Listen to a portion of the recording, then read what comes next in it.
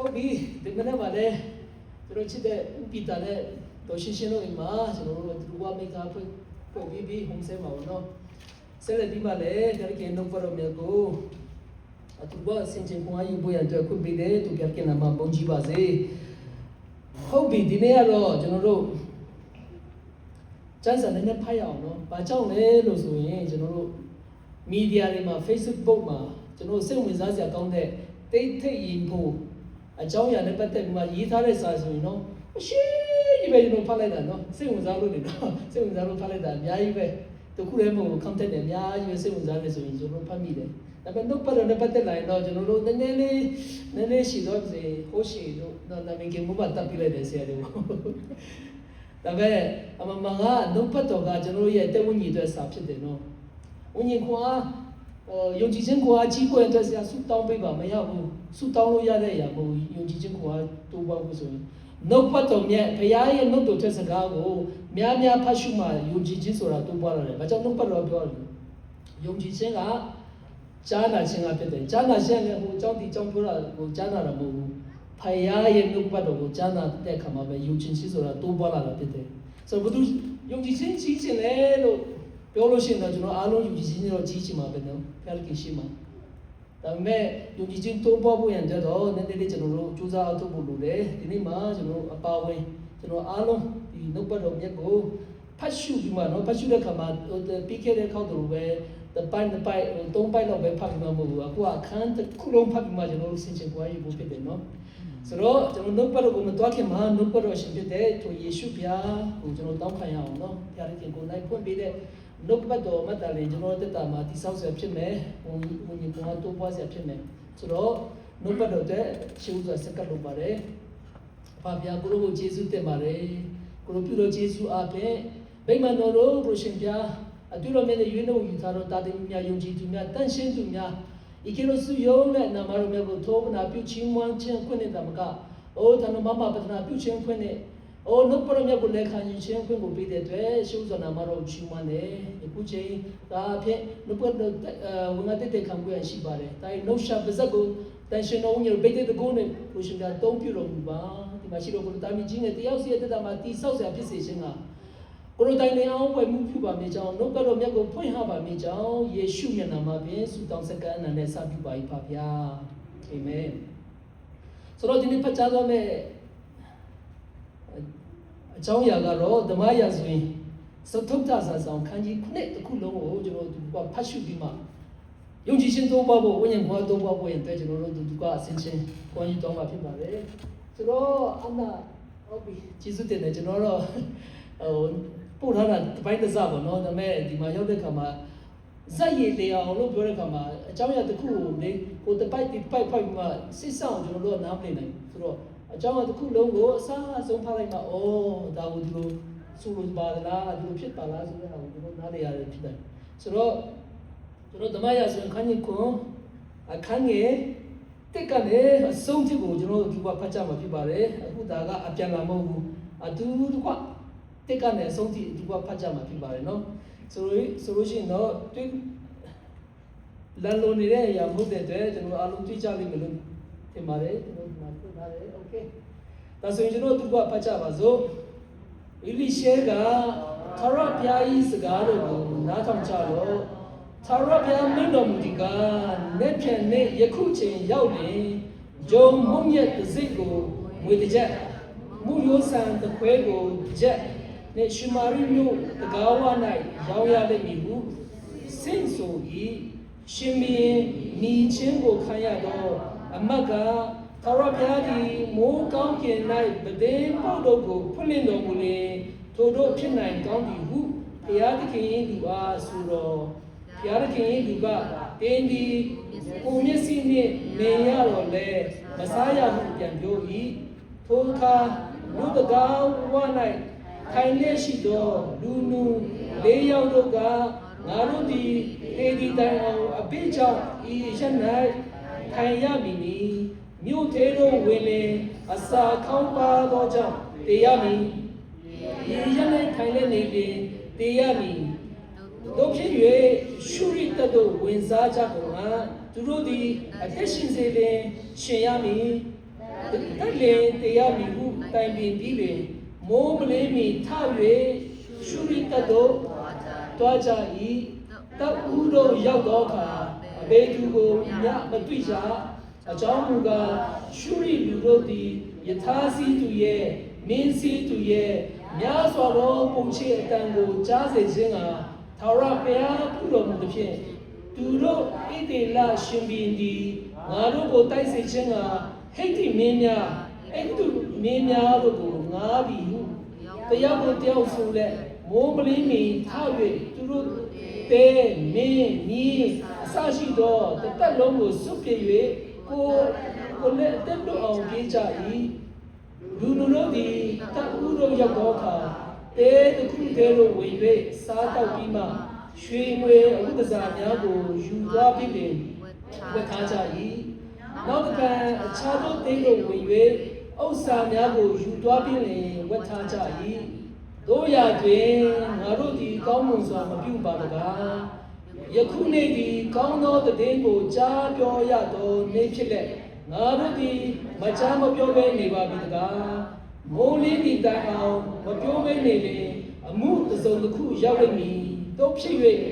ငါတို့တည်င်းကြားပြောအပ်သောငါတို့သည်တွားကြကုန်အဟုတိုင်ပြီးမိမှမြို့တို့တွား၍တကားပြင်၌ဟစ်ခေါ်လက်ငါတို့သည်ရှုရိကတို့ရောက်၍အဘေသူကိုမျှမတွေ့လူတန်ကိုမကြားမင်းမီးတို့ကိုချီနှောင်လက်တေးများလည်းတတ်တိုင်းရှိသည်ကိုတွေ့ပါ၏ဟုကြားပြောသည့်အတိုင်းတဆောင်တို့သည်တယောက်ကိုတယောက်ဟိ၍ထိုတည်င်းသည်နန်းတော်ထဲသို့ရောက်နေ၏မိုးမလင်းမီရှင်မီသည်ထ၍ရှုရိလူတို့သည်ငါတို့၌အဘေတို့ပြုလိုသည်ကိုငါပြောမည်သူတို့ကမြို့ပြင်တို့ထွက်သောမြို့သားတို့ကိုအရှင်ဖန်ပြီးမှမြို့ထဲတော်ဝင်ပြီးအကျဉ်ရှိ၍ငါတို့နှမှုကြောင့်ကိုတည်တော်ကြောင့်မိမိတို့တပ်ပင်တို့ထွက်၍တော၌ပုံဆောင်တဲ့နေကြသည်ဟုဆိုလျင်ကျွန်တယောက်ကမြို့၌ကြံကျွင်းသောမင်းငါစီကိုပေးတော်မူပါထိုမင်းကယစီချင်းတို့ရောက်သောဣတိလအမျိုးအလုံးရင်းကဲ့သို့ဖြစ်ပါ၏ထိုမင်းတို့ကိုစီးလက်တွား၍ချစ်ရှုရသောဖွင့်ကိုပေးတော်မူပါဟုလျှောက်ပြီးမှယထာမင်းနဇီကိုယူပြီးလင်တွား၍ချစ်ရှုတော်ဟုရှင်မင်းသည်ရှုရိပုံချေနောက်သို့စေလွတ်သည့်အတိုင်းယူရမိတိုင်အောင်လိုက်ကြ၏ရှုရိလူတို့သည်အလင်းအမြန်ပြေးရာတွင်ပြစ်ခဲ့သောအဝတ်တစားတို့သည်လမ်း၌ဖိလက်ရှိကြ၏စေလွတ်သူတို့သည်ပြန်လာ၍နားတော်လျှောက်ကြ၏ထိုအခါမြို့သားတို့သည်ထွက်၍ရှုရိကဲတို့တဲတို့ကိုလူယူကြ၏ခရဘျားစကားတော်အတိုင်းဂျုံမှုရဲ့တစိ့ကိုငွေတစ်ချက်မိုးယူဆန်တဲ့ပွဲကိုတစ်ချက်နဲ့ရောင်းကြ၏ရှင်မင်းကြီးရှင်ကိုခံရသောအမတ်လည်းအမိန်တော်အတိုင်းတကားတော်ကိုစောင့်သည်တွင်ထွက်ဝင်သောသူတို့နှင့်နင်းမိ၍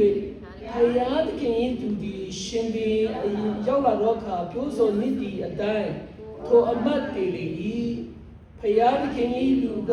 နေ့ပြန်နေ့ယခုချိန်ရောက်နေဂျုံမုံရဲ့တဲ့စိတ်ကိုငွေတစ်ချက်မှုရောဆန်တဲ့ပွဲကိုတစ်ချက်နဲ့ရှမာရိမြို့ကဝါ၌ရောင်းရလိမ့်မည်ဟုရှင်ဘီအားဆင့်ဆိုသည့်အတိုင်းဖြစ်၏မကလည်းတော်ရပြားသည်မိုးကောင်းကျင်၌ပဒင်းပေါတို့ကိုဖွင့်တော်မူလေထိုတို့ဖြစ်နိုင်ကောင်းသည်ဟုဘုရားသခင်၏လူအားဆို၍ဘုရားသခင်၏လူကတင်းသည်ကိုမျက်စိနှင့်မြင်ရတော့လေမစားရဟုပြန်ပြောသည့်အတိုင်းထိုအမတ်သည်ဖြစ်၏မြို့တကားဝါမှသူတို့သားတို့နင်းချင်းကိုခံရ၍တည်လေ၏ဟာလေလုယာဒီဖတ်တော်ရဲ့ကျမ်းပိုက်ကတော့ကျွန်တော်တို့ရှိတော့လည်းရှိတယ်เนาะဒါပေမဲ့စိတ်ဝင်စားမှုကောင်းတယ်အချောင်းရံကကျွန်တော်တို့အခုခေတ်ဖြစ်နေတဲ့စစ်ဗျူဟာခင်းတဲ့ခါမှာကျွန်တော်မြန်မာစစ်သားကျွန်တော်တို့မြန်မာပြည်မှာဆိုရင်ကြောက်နေလေเนาะကျွန်တော် online မှာဖတ်ပြီးဖြစ်စေကျွန်တော်စိတ်ဝင်စားတဲ့လူကကျွန်တော်ကြောက်နေဖြက်လေးဖြက်ဆိုတာကြောက်လို့မလားဖြက်လေးဖြက်ကမြန်မာစစ်သားပဲတုံးတယ်လားလို့မဟုတ်ဘူးရှုရိတက်ကလည်းတုံးပြန်တယ်နော်ရှမာရိမြို့ကိုတိုက်ဖို့ရန်အတွက်မြို့ကခိုင်တယ် အုံမျိုးရိုးနဲ့ခိုင်ခံမှစောက်ထားတဲ့မြို့ဖြစ်တဲ့ခါမှာအလွင်တကူဝင်လို့မရဘူးတိုက်လို့မရဘူးဒီခါမှာသူတို့ကဘာလုပ်လဲဆိုရင်တမျိုးလုံးကိုဝိုင်းလိုက်တာဝိုင်းလိုက်ပြီးမှမြို့ပြလူကအပြင်ထွက်လာလို့မရဘူးရှိတဲ့ရိတ်ခါတွေစားပြီးမှတောက်ပြီးမှစားကြမရှိတဲ့ကတောက်ဆံမရှိတဲ့ခါမှာဒီလူတွေကငတ်မှုပြီးမှအားရင်ချင်းနေတဲ့ခါမှာပဲတုံတို့အဲ့လိုဝင်လာဖို့ရတဲ့သူတို့အချန်နဲ့ရှုရတကမြို့ပြင်မှာစောင့်နေကြတာကျွန်တော်အားလုံးသိတဲ့အတိုင်းပဲเนาะဆိုတော့အဲ့ဒီဟာကဘယ်ချိန်မှာဖြစ်လဲဆိုရင်အဲ့ဒီရှင်းတဲ့ထဲမှာဖြစ်တယ်တဲ့เนาะရှင်ဘုရားတော်နာမည်မရေးထားဘူးအဲ့ဒီကမှာ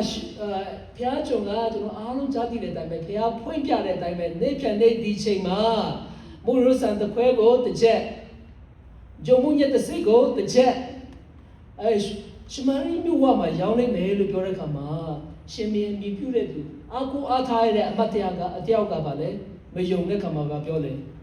ဒီเจ้าရတော့ဘုရားသခင်ကမိုးပေါက်ကြီးတကားပတိမောတကားဖွင့်တော့ဖြစ်နိုင်ကောင်း၏ပြောချင်တာမယုံဘူးလေဘုရားစကားကြားတယ်ဒါပေမဲ့မယုံဘူးမယုံတဲ့ခါမှာဘုရားလူကလည်းကျွန်တော်အားလုံးသိတဲ့အတိုင်းပဲ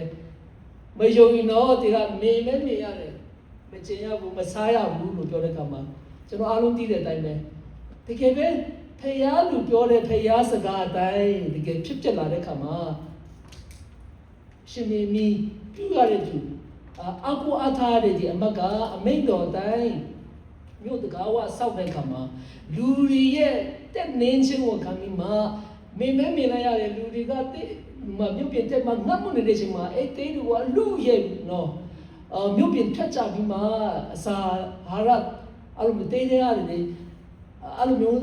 ယူစားတဲ့ချိန်မှာသူကအဆောက်ပြတဲ့ခါမှာတကောမှာလူတွေရဲ့ဖြစ်နေခြင်းကိုနင်းချေခြင်းကိုခံပြီးမှတည်သွားတယ်ဆိုတဲ့ဟာကိုကျွန်တော်သိရတယ်ဆိုတော့ဒီတပိုက်လုံးကျွန်တော်ဖတ်သွားတဲ့အရာကဇက်ကောင်ကအစိုးရရှုရတာလည်းဟုတ်ပါတယ်ဒါပေမဲ့အတိကကဒီအမတ်အကြောင်းဖြစ်တယ်သူ့ရဲ့မယုံကြည်ခြင်းအတိုင်းသူကမြင်ရပြီးမှနော်အစာရည်စားတွေပုံတီနော်ရှုရတာကထွက်ပြေးသွားတဲ့အချိန်မှာသူတို့ထားခဲ့တဲ့စာရေးစာတွေကပိုးများပြီးမှတော့အစရချမ်းသာလာဒီတိုင်းပဲကိုရိုစက်တဲ့ခွဲတစ်ချက်နော်မုံညက်ဂျုံမုံညက်တစ်စိတ်ကိုတစ်ချက်အဲ့လိုရောင်းတဲ့အချိန်မှာသူကအဆောက်မဲ့ဘယင်ကသူ့မြို့တကားဆောက်ခိုင်းတဲ့ကမှဆောက်ပါလေဒါပေမဲ့မြင်လိုက်ရတယ်သူကသူ့တောင်ကဆောက်ရမှာလေမြို့တကားဝမှာဆောက်ရမှာဆောက်နေတဲ့အချိန်မှာအဲ့လူအောက်တွေဖြစ်တဲ့နေပြီးမှတည်သွားတယ်ဆိုတဲ့အရာကိုကျွန်တော်တွေ့ရတယ်ပေါ့နော်ဆိုတော့ဒီမှာဇက်ကောင်ကအဲ့ဒီဖယားစကားကိုမယုံတဲ့အမတ်ဖြစ်ပါတယ်နော်သူဇက်ကောင်သူ့ရဲ့အကြောင်းကအဓိကရေးထားတယ်သူမယုံတဲ့အတွက်ဘာပြောလဲမိုးတကားဖျားသခင်ကမိုးကောင်းရင်ပဒင်းတကားဖွင့်တော့အဲ့တိုင်းဖြစ်နိုင်ပါတယ်တော့မဟုတ်တော့မဖြစ်နိုင်ဘူးဘာကြောင့်လဲမြို့ပြင်မှာတော့ထွက်လို့မရဘူးလေအစာရည်စားသွားရှာလို့မရဘူးလေရန်သူကမှအတင်းဆောင်နေတာတပ်ဖို့ရန်အတင်းဆောင်နေတာလေ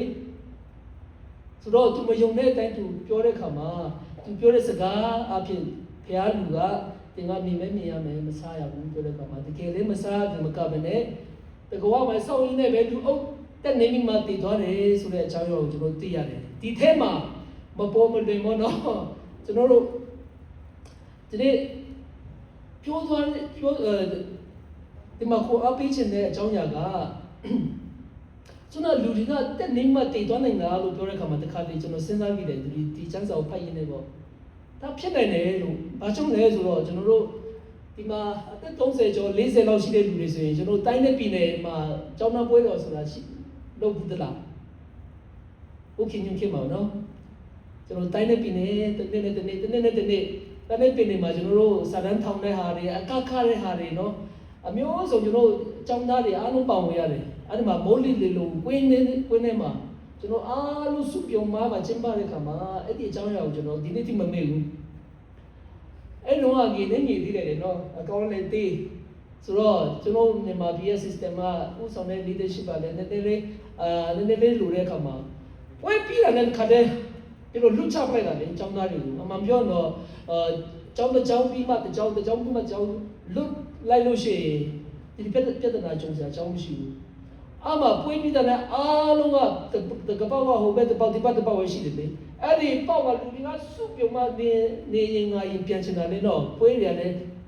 ပျော်တယ်ဒါပေမဲ့ကြာလာတဲ့ကောင်လူတွေကပြန်ချင်စောတယ်လေ မဆောင်တော့ Q ဆိုတာကတော့ဒီမှာပြမရှိဘူးလေနော် Q ဆိုတာမရှိဘူး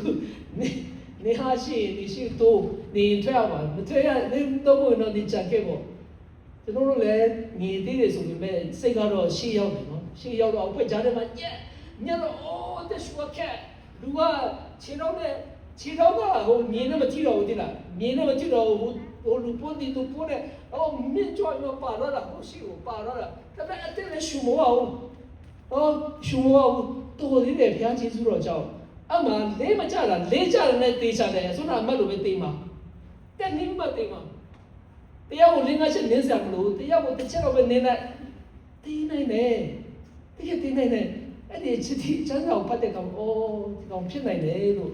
အဲ့ဒီတော့ကကျွန်တော်လည်းလူညက်သူချမ်းညက်ပြီးမှပါရိုက်ကမှစကားကျေးဇူးတော်ကြောင့်လမ်းလျှောက်စရာမလိုမဲ့အဲ့လိုနဲ့လူကပို့တိုင်မဟုတ်ပြင်ကိုရောက်သွားပြီမဲ့မလေးချခဲ့လို့လေးချခဲ့ရင်သိနိုင်တယ်ဒီအမှတ်လည်းတကယ်လေအဲ့လိုတည်သွားတာအဲ့လိုဖြစ်နေပြောချင်တာကဖျားစကားကိုမယုံလို့ရှိရင်ကျွန်တော်တို့အသက်တာမှာဒီလိုကောင်းကြီးတွေမြင်ရမယ်ဒါပေမဲ့မဆန်စားဘူးဆိုတဲ့ဟာကိုကျွန်တော်တို့သင်္ခါစာယူဖို့ဖြစ်ပါတယ်ဖျားစကားကကြားရင်ကြားတဲ့တိုင်ကျွန်တော်ယုံဖို့ဖြစ်ပါတယ်မယုံခဲ့လို့ရှိရင်လည်းဘုရားကိုဆုတောင်းဖို့ဘုရားနားလည်နိုင်ဖို့ယုံကြည်နိုင်ဖို့ဆုတောင်းဖို့လိုပါတယ်နှုတ်ကနေလွတ်ခနဲ့ဒီအမှတ်လို့မပြောဖို့ကျွန်တော်တို့အတွက်သင်္ခါစာယူဖို့ဖြစ်ပါတယ်ဆိုတဲ့ဟာကိုဖြည့်ဥစွာတိုက်တွန်းဖို့အပေးချင်ပါတယ်ဒါပေမဲ့အတိတ်အကြောင်းအရာကျွန်တော်ပြောချင်တဲ့အရာကဒီနေ့ပြောချင်တဲ့အရာကဒီအမှတ်အကြောင်းမဟုတ်ဘူးနူနာ၄ယောက်အကြောင်းဖြစ်ပါတယ်နော်နူတဲ့လူ၄ယောက်မြို့ပြင်ကိုပေချင်းခံထားတဲ့လူ၄ယောက်နော်ဒီလူအကြောင်းကိုအဓိကပြောချင်တာဖြစ်ပါတယ်ပေါ့နော်ဒီလူတွေကတိတ်မထူးရှိမထူးပဲလေနော်ဟိုရှုရတကမဝိုင်းထားခင်မှာတော့သူတို့ကိုစွန့်ကြဲတဲ့လူနော်တနာတဲ့လူကအစာရစာလာပေးတဲ့လူရှိရင်အိမ်ခေါင်မိသားစုတွေမိဘတွေညီကိုမနွားရှိလို့ရှိရင်တပတ်တစ်ခါလားတပတ်ကိုနှစ်ခါသုံးခါလားစာနာရေးခါလားကိုမဒနာတက်ဆက်နိုင်တယ်တက်ဆက်ရှင်သွားနိုင်တယ်ဒါပေမဲ့အခုချိန်တွေကမြို့ပြလူတွေကလည်းအထဲဝင်လို့မရအထဲလူလည်းပြင်ထွက်လို့မရဟိုအထဲရောက်နေတဲ့လူတွေလည်းစာနာရေးခါကုန်နေပြီငတ်ပြတ်နေပြီနော်ဆိုတော့ဒီလိုအချိန်တွေမှာသူတို့ကျွန်တော်အားလုံးဖတ်သွားတဲ့အတိုင်းပဲဒီလူနာတွေကလူနဲ့လူလေးယောက်ကငါတို့ဒီတိုင်းနေရင်ရှင်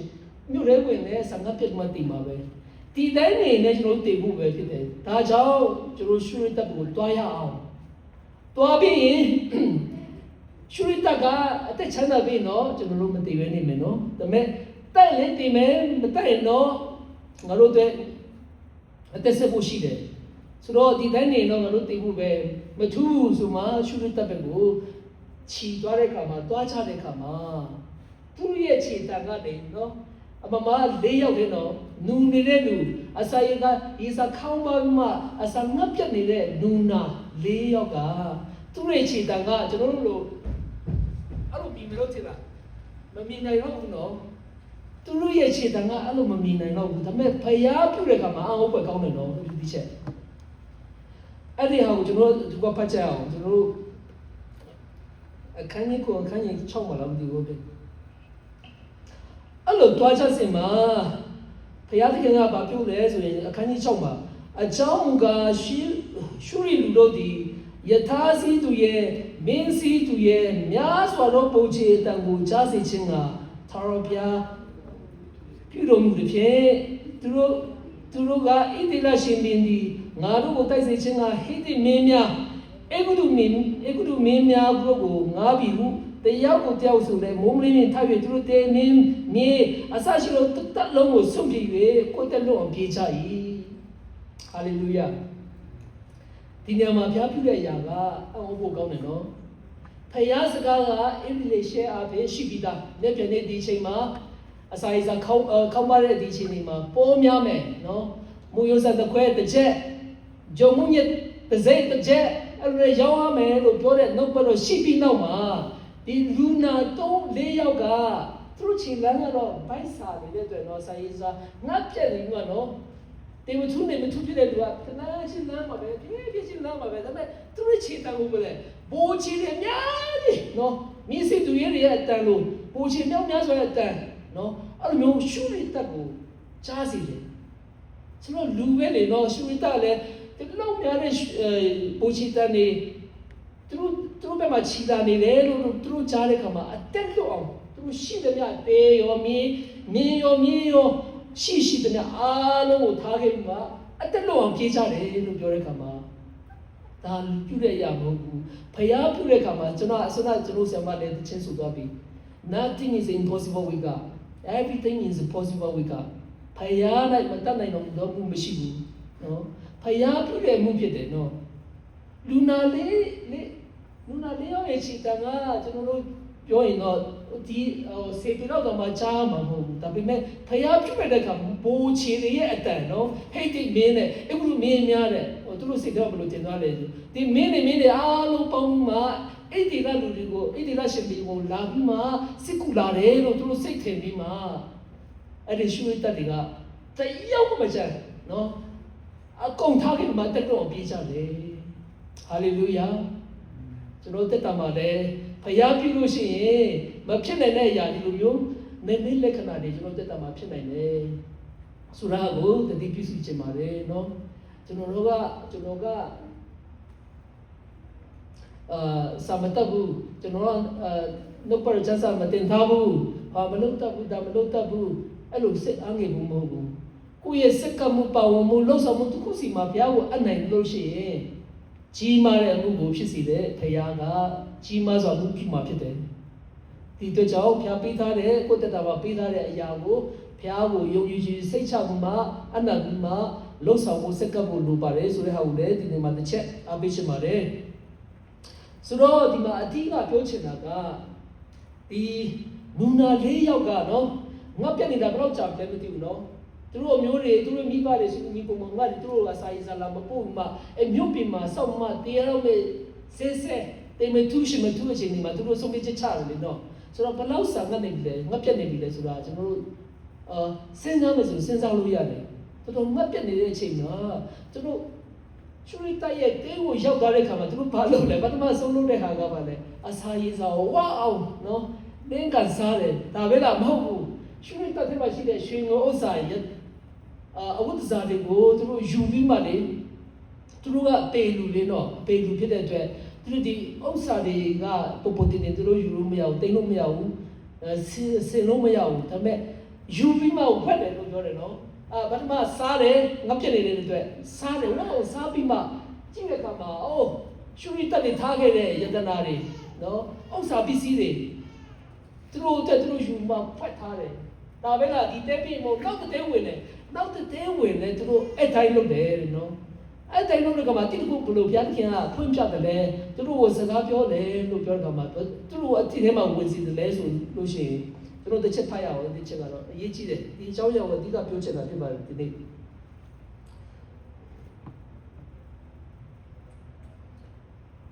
ကိုအခန်းငယ်ကိုပေါ့နော်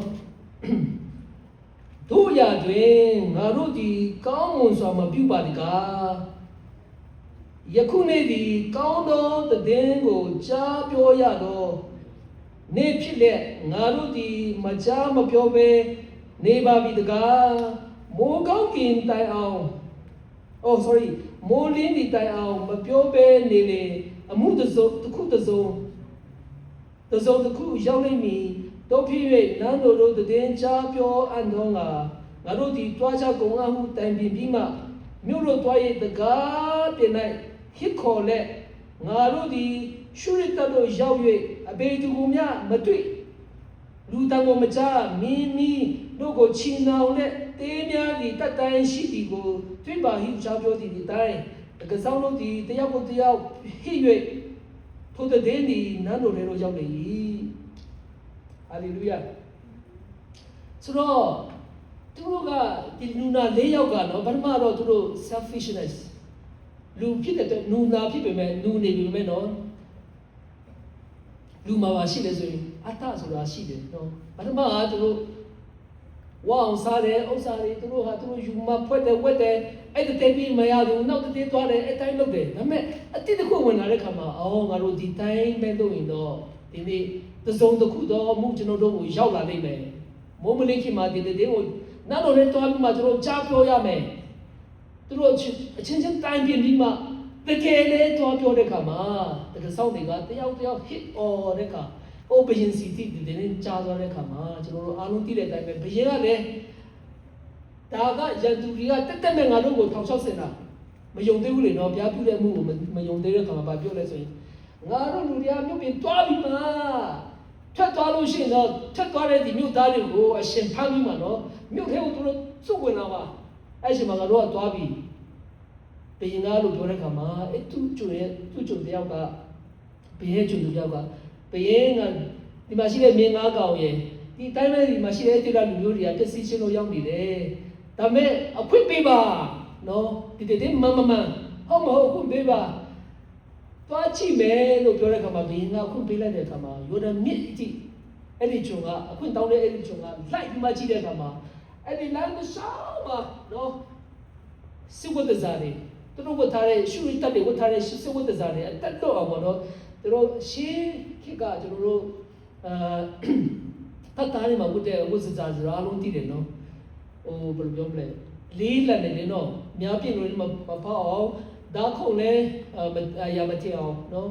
အဲ့လိုမျိုးဝတ်ထားတဲ့ဇာတ်တွေလက်တစ်လျှောက်မှာပြည့်နေနေတာကိုတွေ့တဲ့အခါမှာပြန်လာပြီးမှဘင်ကိုရှောက်တဲ့အခါမှာအစွမ်းပြောတဲ့ edition ပြောတဲ့စကားတိုင်းဖြစ်လာပါလေပေါ့နော်ဒီမှာပြောချင်တာကပါလေလို့ပြောတဲ့အခါမှာဒီနေ့မှာကျွန်တော်ယုံကြည်သူများဒီတဲ့ယုံကြည်သူများအင်မာနွေလ်စုခရစ်စတန် church မှာရှိတဲ့ယုံကြည်သူများကျွန်တော်ပါဝင်ဒီနူနာ၄ယောက်ကိတို့ဖြစ်ပါပဲပေါ့နော်ကောင်းတဲ့တဲ့စကားကိုကျွန်တော်တို့တပည့်တိတ်ဆိတ်ထားမယ်ဆိုသွားသလိုပဲနော်ဆရာနဲ့ကျွန်တော်နဲ့လည်းညှိနှိုင်းတာတော့မရှိဘူးဒါပေမဲ့အချင်းဆိုသွားတဲ့ဟာကအရန်ကိုဒီနေ့ကျွန်တော်ဝင်ငါတိတ်ခံချင်တဲ့အကြောင်းလည်းအရန်ကိုက်ညီတယ်အဲ့ဒီမှာကျွန်တော်ဆရာဘာမှဆိုသွားတဲ့ချင်းကဝန်တဲ့ပိုက်တဲ့ကညာနုစတဲ့တဲ့ကမခုတူကပဲချီချေတယ်မှာဒီတဲ့စကားဆိုတဲ့ဟာကောင်းတဲ့တဲ့စကား Gospel of Jesus Christ ယေရှုခရစ်တော်ရဲ့ဒီတဲ့စကားကကျွန်တော်တို့ကနူနာ၄ယောက်လိုပဲဒီတဲ့စကားကိုကျွန်တော်တို့ကခံယူပြီးကောင်းကြီးခံယူရတဲ့သူတွေဖြစ်တယ်။ဖျားသားသမီးဖြစ်ခြင်းခွင့်ကိုပေးရတော့သူများဖြစ်တယ်။လွတ်ခြင်းခွင့်ကိုရတော့သူများဖြစ်တယ်။တေခြင်းမကိုအောင်မြင်တဲ့သူယေရှုကိုယုံကြည်တဲ့သူကတေလူတော်လဲရှင်နေမယ်လို့ကျွန်တော်တို့နော်ဒီအခွင့်အာဏာတွေကိုဖျားကကျွန်တော်တို့ကိုပေးသားပြီးဒါပေမဲ့ကျွန်တော်တို့အဖို့ပဲကျွန်တော်တို့သိမ်းထားမလားလူနာဒီပြောသလိုဒီတိုင်းဆိုရင်ဒီတိုင်းသိမ်းမယ်ဆိုရင်တစုံတစ်ခုတော့ဘူးကျွန်တော်တို့ကရောက်လာနိုင်မယ်လို့ပြောတဲ့စကားကိုကျွန်တော်ဆင်ခြင်မှုဖြစ်ပါတယ်ဒီနူနာ၄ယောက်ခဲ့လို့တော့ကျွန်တော်တို့ကကောင်းချီးမင်္ဂလာတွေခံစားဝါဆိုဝါပြောစားတဲ့သူများဖြစ်တယ်ဖျားရဲ့ကျေးဇူးတော်ဖျားရဲ့ကေတင်ချင်းစုကျေးဇူးတွေဒါကိုကျွန်တော်တို့ပဲကျွန်တော်ဒီတင်းတော်မှာပဲဖျားကောင်းမြတ်တယ်လက်တွေမြောက်မှာဟာလေလုယာမှာချီးမွမ်းနေမှာဒီတဲ့စကားကိုကိုယ်တပည့်တိတ်ထားမယ်ဆိုလူနာတွေပြောသလိုပဲနော်ကျွန်တော်တို့ဆင်ခြင်ဖို့ဖြစ်ပါတယ်။တစုံတစ်ခုတော့အမှုရောက်နိုင်မယ်ကျွန်တော်ကောင်းတော့အမှုကိုမပြုတ်တလေပါတယ်ကားဆိုမှသူတို့ပြောသလိုပဲကျွန်တော်တို့လည်းပြောဖို့ဖြစ်ပါတယ်။ဟာလေလုယာ။ဆိုတော့ပြောနေပြီလားပြောနေတဲ့လူရှိပါတယ်။လုံနေပြီလားလုံနေတဲ့လူရှိပါတယ်။ဒါပေမဲ့တစုံတစ်ယောက်များပြောဖို့ရတဲ့ကျွန်တော်လုံနေသေးမယ်ဆိုရင်ဒီနေ့တော့ဘတ်တော်ကတင့်တွဲဖြစ်ပါတယ်ကျွန်တော်တွဲဖြစ်ပါတယ်ဆိုတော့အဲ့ဒီနှုတ်ဘတ်တော်တစ်ချက်လေးကျွန်တော်ပတ်ချင်ပါတယ်အနာတစ်ချက်လေးဖုန်းလေးပါအောင်ဆိုတော့အဲ့လူနာတွေရှင်းရှင်းနဲ့သူတို့ပြောတယ်နော်ကောင်းတဲ့မှုကိုကျွန်တော်မပြုတ်ပါတကားနော်ဒီကောင်းတဲ့တဲ့ကိုဒီနေ့မပြောလို့ရှိရင်တစုံတစ်ခုတော့မှုရောက်မယ်ရောက်စရာအကြောင်းရှိတယ်ဆိုမှသူတို့ကတဲ့ပေးတယ်ပြီးတော့နှုတ်ဘတ်တော်ကြမ်းချက်တစ်ချက်နဲ့ကျွန်တော်တို့ကိုတတိပေးပါတယ်ပေါ့ယေစီကျေလာအခန်းကြီး33ခန်းကြီး6ယေစီကျေလာအခန်းကြီး33ခန်းကြီး6ဒီနူနာတွေပြောတဲ့စကားအတိုင်းပဲနော်တစုံတစ်ခုတော့မှုရောက်မယ်ဆိုတာသူတို့ကဖယားနိုးဆိုတဲ့အတိုင်းပဲသူတို့ကပြောတာဟုတ်တယ်အဲ့ဒီအကြောင်းနဲ့ပတ်သက်မှဒီနှုတ်ပတ်တော်မှာလည်းကျွန်တော်တို့တတိပေးထားပါတယ်ယေစီကျေလာအခန်းကြီး33အခန်းငယ်6တွေ့လို့ရှိရင်ကျွန်တော်ဒီကဖတ်ကြပါစို့ဒမဟောကင်းဆောင်ထားတော်သူဒီဒါဘေးရောက်ကြောင်းကိုမြင်လက်သဘောမမုတ်ပီသားတို့အားတတိမပေးတော့ကြောင့်ဒါဘေးရောက်၍ Zong the Yago to a test only, to do the Mimi at the job, a test song to eat at the go, King Song no to night, not down me. Hallelujah. The national King Song people. Hallelujah. The counted the day Yeshu could break it in the day of Juro. Chabi ma leka yung chitare to me, I've had me up. Hallelujah. Yes or no?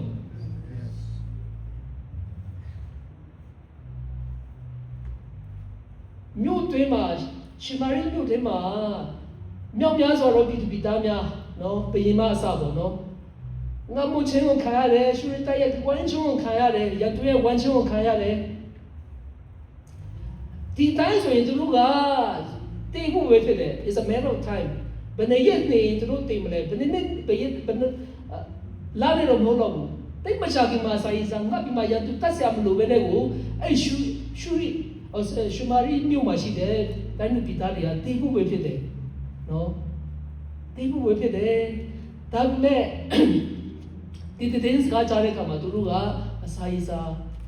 not the bigger Yandu, Wanchen, and the Jane and the air and the day, at the bigger than the day, so the Autority, Daga, Pasha, Nuna, the pure period, the days Gaja of the day. The name Copa Winchima, we are Green Chef Ma. Put your look at Amazon Ma. Camino Maude, Tawoma, Espemala, Espinopiorumla, Espema, come on to Jarema. No? Payas Gama Javane, Gating Chins Gama Javane, they may do the Yetamen, Miao Miasa she no. The counted the days ago, they move it in Tinamala, move it in Nadito, because of the Kuamuyame. More Makin Song go to Piakinga. To take go, to a bit of the also be met. Down the Lupiakin build of Jordan, no, Nijunchitunia, no Pachada, no Paradimension, no King Song Yapete. Nuna, Kedumia, Junuga, Piakin, Lucien Quengo, Kayano to Nya, Jesus Puchin Kayano to Yapchapavi. The count of the days ago, Mimi Bote, but what having a thing having a Junu. Toya, Nunariga, New Table. Toabima, Piotr Gero, Bechunoga, in the Toabo Pipare, Toabo Perecama, Sanaika, Tanimano, General Mabima, Moyoji to receive Niama, oh, time about Toabo, Yante, Hopare, time about Eulidia Sura, when you had the Apollo, Miji Sunda or General Champion Pipare, but the man in the General Shida Pawajima, General Long Anquema, no, go to the palace. No, Nando, talking about pure no, to know go back to where you work, where you are walking. Amazon Malode was amazing machine, Mayuji to Niao, the next patch up to what people. Espema, General the Cham, Yakanishime, the Champa, the Cham, Parawinishime, didn't go to the next guard to people. No? General Chapu and General Matan Shipare, but Pio Kanoshi, the neighbor chain, Nunari Dolo, the Zone of Kuramu Yame. Hayatinga, no Porojaza Ladi Dime. They out there, Canano, Kito Yishu, Yojibu. So, yeah, they know to that. Kayanga was the Gamano, Kanape. The two say I paid the job, the Doma paid the Yishu Kritoga to pit La Wakani Matinobu, a Tekami, Shinda Tamabi, do Yojiga. A penny 8 was of the law, so they have to know. I take the Apia no Logao, no Kubalo, the Kunti and the Ku, the Cones, and no Chapu and 20 no Casking out and no part of his Gato Nevare, no Chitia. No Molushi, the name is almost Kudo, Yachayo Yashide, Bamiala Yachashibare, no, the Marginal, no Parola Jobare, no. King Sonia, to no look King Sonia Lepare, so not Nuna lay out the road, King Sonia Lepare, no. Jerome Yoji to Yaga, to be a liar, be less or a no TV, no, no Parajazala, the time. Iago to Laya, I think Epide, Yeshuko Yoji, the Lopide, Bay or General Mopia, Buso, ye, Dima, General no Parajazala, the King Sotaro to be Darby of Jango, me let the Bomamo, Pitano, a Timabe. Those of Dabe Yogi, the Zonda to the အသက်ဆုံးနေထိုသူဒီမိမိအပြစ်ကြောင့်အသက်ဆုံးတော့လေသူရဲ့တက်ကိုကင်းဆောင်တော်သူ၌ငါတောင်းပြီဟာလေလုယာကျွန်တော်တို့ကကင်းဆောင်ရဖြစ်တယ်အန်ဒီရှိတယ်ဘေးလိုရှိပါတယ်ဆိုတဲ့ဟာကိုကျွန်တော်တို့ယုံကြည်သူများပြောဖို့ရန်ဖျားပေးထားတဲ့တောင်းဖြစ်ပါတယ်တိမ်ထားဖို့မဟုတ်ပါဘူးဒီတင်းစကားကိုဆိုတဲ့ဟာကိုဒီနေ့မှာရှိတဲ့ယုံကြည်သူများကိုတိုက်တွန်းပေးခေါ်ပေးချင်တာဖြစ်ပါတယ်ဆိုတော့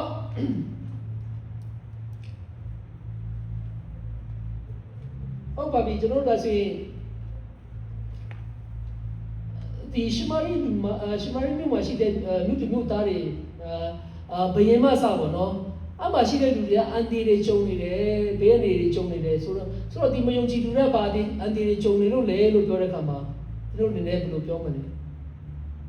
ဘယ်လိုအန်တီတွေသူတို့မှရှိနေလို့လေသူတို့ရဲ့ရန်သူကပါလေသူတို့ရောပါနဲ့ဝိုင်းထားလို့လေ